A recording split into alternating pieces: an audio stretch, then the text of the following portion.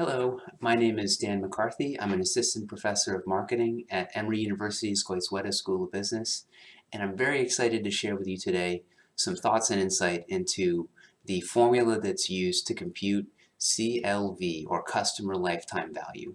You may have heard of it. It's one of the most important things that you can know about a company is what is its average CLV, and if you're within a company, how do the CLVs of your customers differ from one another?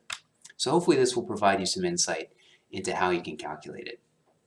So the standard approach is to basically make the assumption that after you've acquired some subscriber, you're going to pay some amount to bring them in the door, and then in subsequent months, you're going to get some variable profit margin while they're with you. And then at some point, they're going to end the relationship. And so the key variables are, how much am I spending to bring the customer in the door? That's what we call CAC, which is spent at time 0. And then in future months, under the standard formula, we assume that basically you receive some constant amount of profit every single period, which is what we call M over here.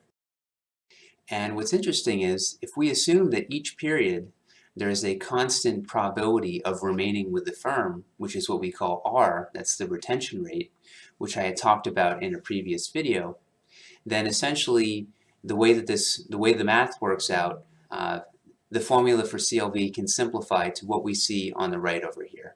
It's basically the margin that you make per period while customers are alive multiplied by R divided by 1 plus I minus R, where I is the discount rate. Typically, that's the weighted average cost of capital of the firm that you're performing this analysis for. So this is a very nice, simple formula, and that's why it's gained such traction in practice.